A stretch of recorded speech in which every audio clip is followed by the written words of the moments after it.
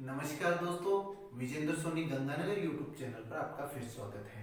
दोस्तों, आज का अपना टॉपिक है भारत की मिट्टियाँ। बहुत इम्पोर्टेंट टॉपिक है। क्यों? क्योंकि भारत में 70% जो जनसंख्या है वो डायरेक्ट कृषि पर आधारित है और कृषि का सीधा संबंध किससे है? मिट्टियों से है। तो बहुत इम्पोर्टेंट टॉपिक बन जाता है भारत की मिट्टियाँ। देखिए, मिट्टी शब्द जब भी आ जाए तो आपने ये ध्यान रखना है कि मिट्टी का अध्ययन पेडोलॉजी कहलाता है। और मिट्टी शब्द की उत्पत्ति यदि देखें तो सॉइल, सॉइल अंग्रेजी भाषा का शब्द है सॉइल। सॉइल शब्द की उत्पत्ति लैटिन भाषा के सॉलम से हुई है और सॉलम का अर्थ होता है फर्श। फर्श, ये ध्यान में रखना। लैटिन भाषा का शब्द है ये, लैटिन भाषा का शब्द है सॉलम से हुई है जिसका अर्थ है फर्श और अंग्रेजी में सॉइल कहते हैं। मृदा दो प्रकार की होती है। किस आधार पर? निर्माण के आधार पर। एक तो स्थानीय और एक विस्थापित। स्थानीय मृदा कौन सी हुई कि स्थानीय क्षेत्र में ही अपक्ष के कारण, अपक्ष के कारण वहीं पर जो मूल चट्टान थी वो अपक्षित होकर के और मिट्टी में कन्वर्ट हो गई है। जैसे मैंने विश्व में मिट्टी के वर्णन में ये अपक्ष के बारे में डिटेल से बताया हुआ है।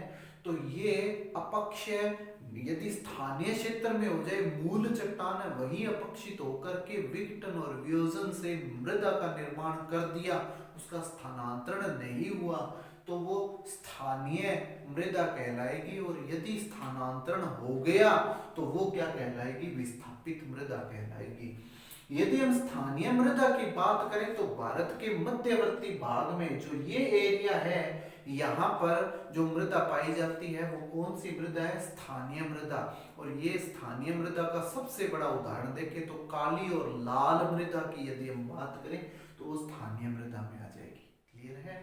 फिर हम विस्थापित मृदा की बात करते हैं। विस्थापित मृदा वो क्या है कि यदि चट्टानों का विघटन वियोजन तो हुआ लेकिन उसमें नदियों द्वारा, वायु द्वारा या हिमानी द्वारा स्थानांतरण भी कर दिया गया है, तो अन्य क्षेत्र में मूल चट्टान नहीं है, उस क्षेत्र की अन्य क्षेत्र से विस्थापित होकर के वहां मृदा का निर्माण किया है, तो ऐसी चट्टान क्या कहलाएगी?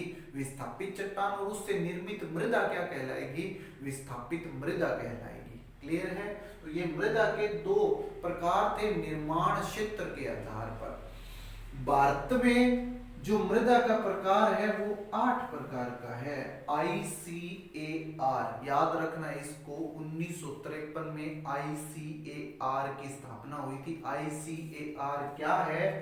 Indian council of agricultural research, मतलब भारतीय कृषि अनुसंधान केंद्र। भारतीय कृषि अनुसंधान केंद्र ने, ICAR ने मिट्टियों का वर्गीकरण प्रस्तुत किया है और भारत में 8 प्रकार की मिट्टी पाई जाती है। बड़ा इंपॉर्टेंट है, सीधा सा सवाल बनता है कि भारत में मिट्टियां कितने प्रकार की है, तो आपने एक ही जवाब देना, 8 प्रकार की मिट्टियां पाई जाती है। क्लियर है? कौन कौन सी 8 प्रकार की मिट्टियां बताई है? पहली, जलोढ़ मिट्टी। विस्तृत वर्णन हम नेक्स्ट कर रहे हैं अभी। जलोढ़ मिट्टी, लाल पीली मिट्टी, लेटेराइट मिट्टी, शुष्क या इसको कह दे कि रेगिस्तानी, रेगिस्तानी या मरुस्थलीय मिट्टी। तो शुष्क मृदा हो जाएगी, काली मृदा हो जाएगी, लवणीय या क्षारीय मृदा, पीट मिट्टी और पर्वतीय या वनीय मिट्टी। पर्वतीय या वनीय मिट्टी। तो ये 8 प्रकार बताए हैं किसने? भारतीय कृषि अनुसंधान केंद्र के अनुसार। क्लियर है? अब इन 8 मिट्टी का जो वितरण है वो यहाँ पर है। जो उत्तरी भारत में देखेंगे हम, कौन सा? जम्मू कश्मीर का एरिया, जम्मू कश्मीर जिसको वर्तमान में क्या बना दिया? जम्मू कश्मीर और लद्दाख। फिर उत्तराखंड का एरिया, सिक्किम का एरिया, और यहाँ से अरुणाचल प्रदेश, फिर नागालैंड, फिर मणिपुर और मेघालय और ये त्रिपुरा का हिस्सा। ये सारा का सारा कौन सा हिस्सा आ गया है? पर्वतीय मिट्टी हो गया है, मतलब वनीय मिट्टी हो गया। इसके निकटवर्ती ये वाला हिस्सा सारा और ये मध्य उत्तर मध्य भारत है ये वाला, और ये तटीय क्षेत्र वाला जहां पर नदियों का डेल्टा बने या एस्चुरी बने या नदियां जहां से ज्यादा बहती है वो वाला क्षेत्र क्या कहलाएगा, मैदानी क्षेत्र। स्पेशली वो जो नदी द्वारा लाई गई मिट्टी है जिसको जलोढ़ मिट्टी या कांप मिट्टी कह देते हैं वो क्षेत्र बनाएगा। क्लियर है। और यदि हम मरुस्थलीय क्षेत्र की बात करें तो यहाँ मरुस्थलीय मिट्टी है। जो ये समुद्र तटीय क्षेत्र है, इस समुद्र तटीय क्षेत्र में दो प्रकार की मृदा बन सकती है, एक तो पीट प्रकार की मृदा और एक जलोढ़ मृदा। जलोढ़ मृदा क्योंकि ये वो क्षेत्र बन जाता है जहां नदियां अपना डेल्टा बनाती है या एस्चुरी बनाती है। तो ये तटीय क्षेत्र में भी कौन सी, जलोढ़ मृदा आ गई। अब जो ये पश्चिमी तटीय प्रदेश है वहां जलोढ़ मृदा के निकटवर्ती दो मृदा और पाई जाती है। एक तो उत्तर की तरफ देखें तो लाल मृदा जो महाराष्ट्र का उत्तरी हिस्सा है, यहाँ पर जलोढ़ मृदा, और ये लाल मृदा जलोढ़ के नजदीक, और इसके दक्षिण में यहाँ देखें महाराष्ट्र केरल और कर्नाटक वाला हिस्सा, महाराष्ट्र केरल और कर्नाटक वाला हिस्सा, यहाँ पर कौन सी मृदा है, ये लेटेराइट मृदा है। लेटेराइट मृदा ध्यान में रखना है। इसके बाद में देखें तो ये वाला हिस्सा जो मेघालय के इर्द गिर्द का क्षेत्र है और कुछ असम का हिस्सा है, तो यहाँ पर भी लेटेराइट मिट्टी पाई जाती है। तो ये कुछ क्षेत्र है भारत में इन मिट्टियों के वितरण वाले। हम अब एक एक मिट्टी का विस्तार से वर्णन कर रहे हैं। सबसे पहले देखते हैं जलोढ़ मृदा। जलोढ़ मिट्टी को कांप मिट्टी कहते हैं, दोमट मिट्टी कहते हैं, अलूवियल सॉइल कहते हैं। ये कहाँ पर पाई जाती है, ये उस क्षेत्र में पाई जाएगी जहां पर नदियों का अपवाह क्षेत्र है, नदियों द्वारा बहा करके लाई गई मिट्टी है, ये अलूवियल सॉइल। क्लियर है।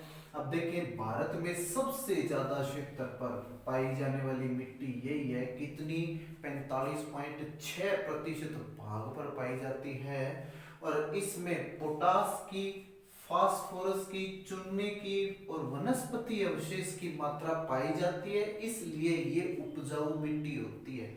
उपजाऊ मिट्टी होती है लेकिन इसमें नाइट्रोजन और ह्यूमस की मात्रा की कमी पाई जाती है। इसके यदि हम रूप देखें तो खादर भूमि, अब यहां से सवाल बहुत पूछे जाते हैं, खादर भूमि कौन सी है, नवीन कांप मिट्टी का क्षेत्र। नवीन कांप मिट्टी का क्षेत्र क्या कहलाता है, ये खादर कहलाता है। बांगड़, बांगड़ कौन सा है, पुरानी कांप मिट्टी का क्षेत्र।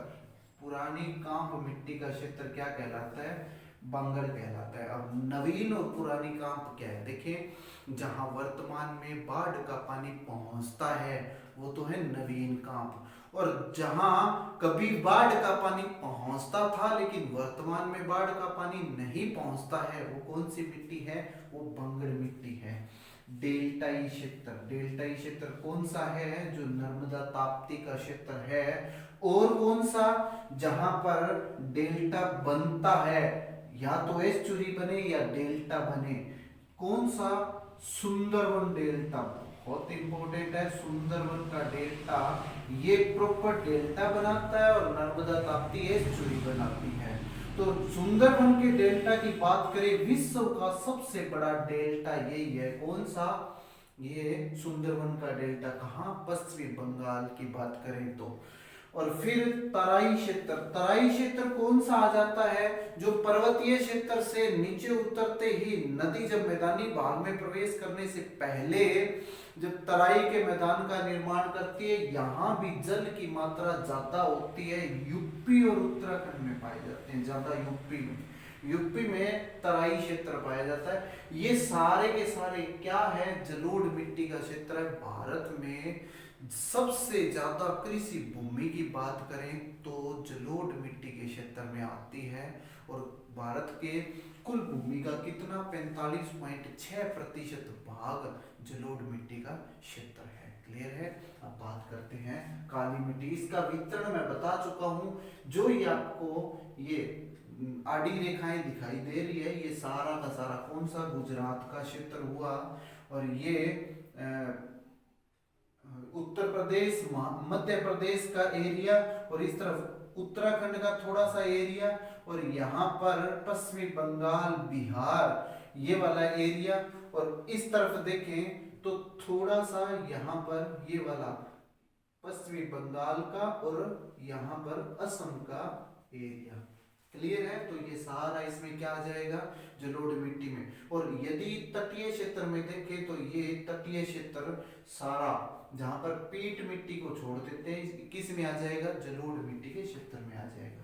फिर बात करते हैं काली मिट्टी की। देखिए काली मिट्टी के निर्माण की बात करें तो काली मिट्टी का निर्माण ज्वालामुखी क्रिया द्वारा हुआ है, और काला रंग के कारण इसका नाम क्या है, काली मिट्टी है। इसको रेगूर मिट्टी भी कहते हैं। सबसे बड़ी विशेषता क्या है कि कपास उत्पादन के लिए ये बहुत प्रसिद्ध है। कपास उत्पादन के लिए, कपास उत्पादन की मिट्टी भी कहते हैं इसे।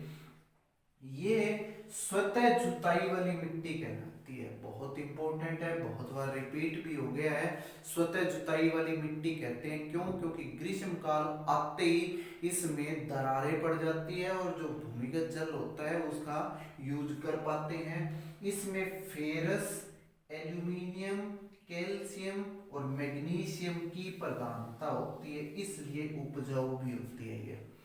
यह एमपी में, महाराष्ट्र में, गुजरात में और तेलंगाना में पाई जाती है। मतलब आंध्र प्रदेश का जो पुराना उत्तरी भाग था, उत्तरी पश्चिमी, वहां पर इसका वितरण पाया जाता है।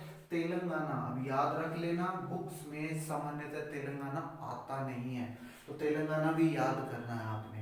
क्लियर है?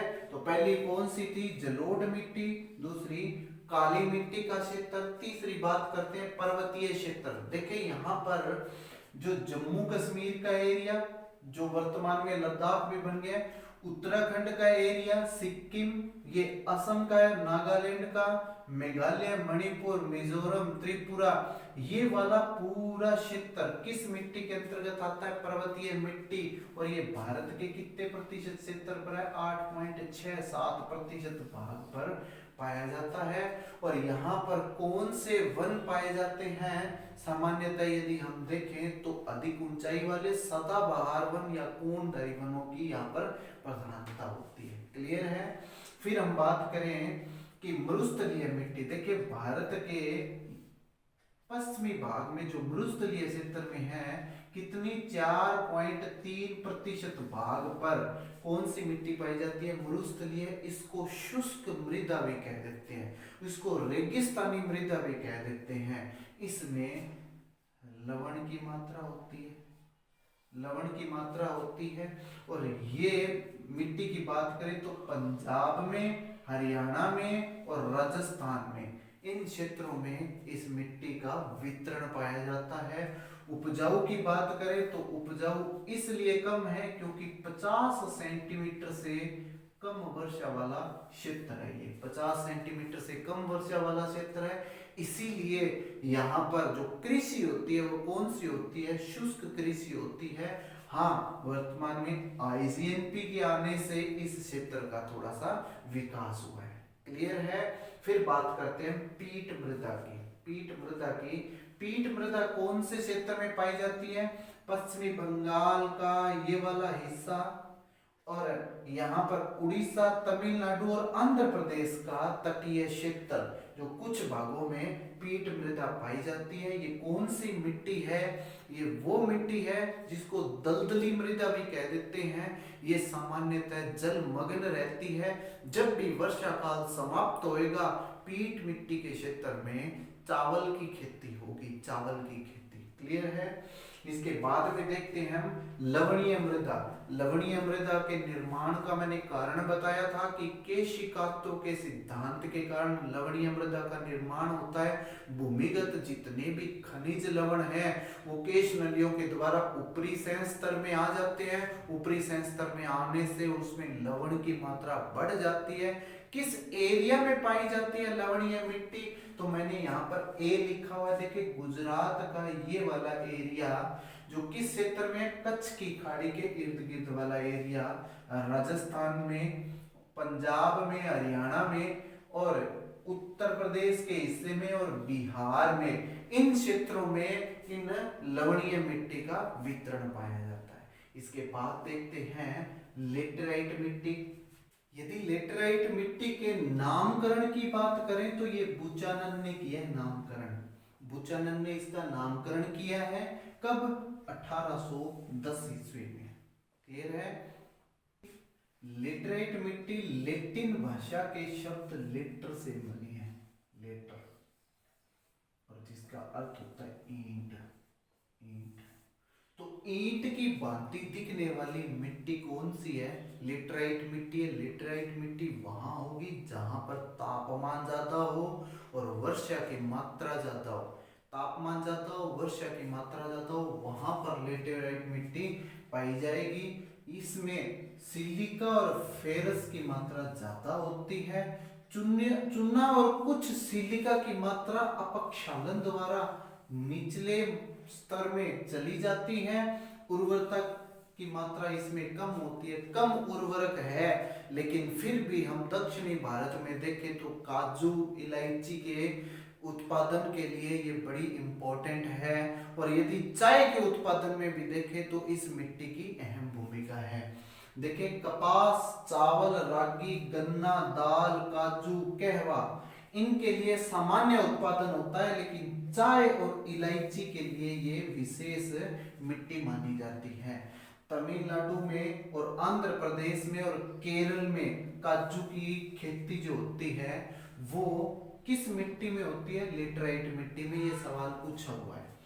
सह्याद्री प्रदेश ये वाला हिस्सा, छोटा नागपुर का पठार और तमिलनाडु, आंध्र प्रदेश और उड़ीसा का हिस्सा, ये वाला हिस्सा, और केरल, कर्नाटक ये वाला हिस्सा, और आसाम और मेघालय के ये वाले हिस्से, इन सब क्षेत्रों में ये मृदा पाई जाती है। क्लियर है? और सबसे महत्वपूर्ण इस मृदा के बारे में पूछे जाने सवाल, क्योंकि एग्रीकल्चरल यदि एक्टिविटी देखें तो उसमें काजू हुआ और चाय का उत्पादन हुआ और इलायची हुआ, ये उत्पादन कर सकते हैं, लेकिन सबसे महत्वपूर्ण इसकी भूमिका क्या रहती है कि भवन निर्माण में इस मिट्टी की महत्वपूर्ण भूमिका होती है। भवन निर्माण में ये मिट्टी काम आती है, कारण कि कठोर बहुत ज्यादा है। क्लियर है? अब देखते हैं लास्ट, लाल मिट्टी।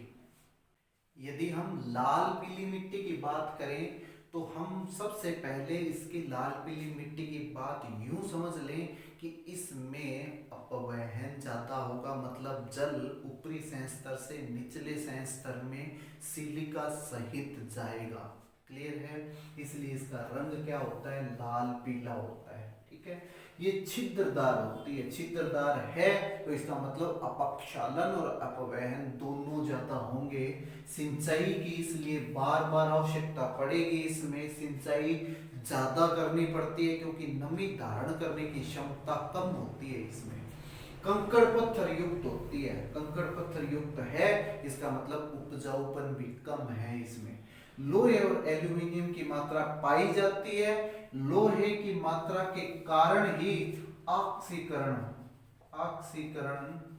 से इसका रंग क्या होता है? लाल होता है।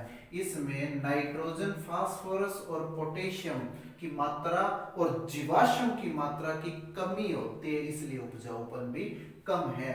नदी घाटियों में इसकी गहराई अधिक हो जाती है।